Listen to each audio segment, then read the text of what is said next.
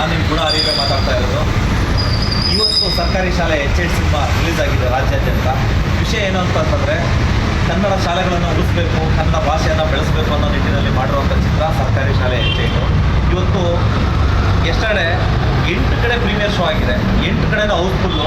But ಪ್ರತಿಯೊಬ್ಬರೂ ಏನು ಸಾವಿರಾರು ಜನ ಸಿನಿಮಾ ನೋಡಿದ್ದಾರೆ, ಪ್ರತಿಯೊಬ್ಬರೂ ಇಷ್ಟಪಟ್ಟು ಒಂದು ಕನ್ನಡ ಶಾಲೆ ಬಗ್ಗೆ ತುಂಬ ಒಳ್ಳೆ ಮೆಸೇಜ್ ಕೊಟ್ಟಿದ್ದಾರೆ. ಅದ್ರ ಜೊತೆಗೆ ಒಂದು ಸಸ್ಪೆನ್ಸ್ ಥ್ರಿಲ್ಲರ್ ಸಿನಿಮಾ ಅನ್ನೋದು ಪ್ರತಿಯೊಬ್ಬರೂ ಇಷ್ಟಪಟ್ಟಿದ್ದಾರೆ. ಆದರೆ ಒಂದು ಬೇಸರದ ಸಂಗತಿ ಅಂತಂದರೆ ಸರ್ಕಾರಿ ಶಾಲೆ HID ಸಿನಿಮಾದ ವತಿಯಿಂದ ಚಲನಚಿತ್ರ ವಾಣಿಜ್ಯ ಮಂಡಳಿಗೆ ಒಂದು ಇಲ್ಲಿಯವರ ಬಗ್ಗೆ ಒಂದು ಮನವಿ ಪತ್ರ ಕೊಟ್ಟಿದ್ವಿ. ಯಾಕೆ ಅಂತಂದರೆ ಇವತ್ತು ಒಂದು ಸಿನಿಮಾದಲ್ಲಿ ಒಂದು ಮುಖ್ಯ ಪಾತ್ರ ಮಾಡಿ ಇವತ್ತು ಸಿನಿಮಾ ಸ್ಟಾರ್ಟ್ ಆದಾಗಿಂದ ಇಲ್ಲಿವರೆಗೂ ಒಂದೇ ಒಂದು ಪೋಸ್ಟು, ಒಂದು ಸಿಂಗಲ್ ಪೋಸ್ಟು ಅವರು ಇನ್ಸ್ಟಾಗ್ರಾಮಲ್ಲಾಗಲಿ ಫೇಸ್ಬುಕ್ಕಲ್ಲಾಗಲಿ ಒಂದು ಪೋಸ್ಟ್ ಮಾಡಿಲ್ಲ. ಅದ್ರ ಬಗ್ಗೆ ನಮಗೆ ತುಂಬ ಬೇಸರ ಇದೆ. ದಯವಿಟ್ಟು ನೀವು ಈ ಸಿನಿಮಾದಲ್ಲಿ ಮಾಡಿದ್ರೆ, ಒಂದು ಸಿನಿಮಾದಲ್ಲಿ ಆಕ್ಟ್ ಮಾಡಿದ್ರೆ, ಅಭಿನಯಿಸಿದ್ರೆ ಅಂದರೆ ಅದನ್ನು ಪ್ರಮೋಷನ್ ಮಾಡೋದು ಪ್ರತಿಯೊಬ್ಬರ ಜವಾಬ್ದಾರಿಯಾಗಿರುತ್ತೆ. ಯಾಕಂದರೆ ಇವತ್ತು ಚಿಕ್ಕ ಮಕ್ಕಳು ಕೂಡ ಆಕ್ಟ್ ಮಾಡಿರೋಂಥ ಬ್ಯಾಕ್ಗ್ರೌಂಡಲ್ಲಿ ಸುಮ್ಮನೆ ನಿಂತಿರೋಂಥ ಕ್ಯಾರೆಕ್ಟರ್ಗಳನ್ನು ಕೂಡ ಇವತ್ತು ದೊಡ್ಡ ಮಟ್ಟಕ್ಕೆ ಪ್ರಮೋಷನ್ ಮಾಡ್ತಾ ಇದ್ದಾರೆ.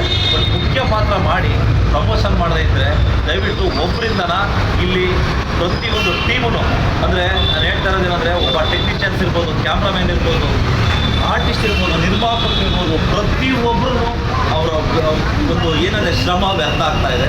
ಯಾಕಂದರೆ ಇವತ್ತು ಗಿಲ್ಲಿ ನಟ ಅವ್ರನ್ನಲ್ಲಿ ನನಗೆ ತುಂಬ ಬೇಸರ ಆಗ್ತಾ ಇದೆ. ಯಾಕಂದರೆ ಅವ್ರ ಬಗ್ಗೆ, ಯಾಕಂದರೆ ಅವ್ರನ್ನ ತುಂಬ ಅಲ್ಲಿಟ್ಟಿದ್ದೀವಿ. ದಯವಿಟ್ಟು ಇವತ್ತು ನಮ್ಮ ಅಭಿಮಾನಿಗಳು ಎಲ್ಲರನ್ನೂ ಅವ್ರನ್ನ ಅಲ್ಲಿಟ್ಟಿದ್ದೀವಿ. ದಯವಿಟ್ಟು ನೀವು ಒಂದು ನಿಮಗೆ ಅಂತ ಒಂದು ಗೌರವ ಇದೆ, ಮುಂದೆ ತುಂಬ ಅವಕಾಶಗಳು ಸಿಗ್ತವೆ, ನೀವು ನಡೆಸಿ. ದಯವಿಟ್ಟು ನಡ್ಸೋದಕ್ಕಿಂತ ಮುಂಚೆ ಒಂದು ಸಿನಿಮಾ ಒಪ್ಕೊಂತೀರ ಅಂದರೆ ದಯವಿಟ್ಟು ನೀವು ಪ್ರಚಾರ ಮಾಡಬೇಕು.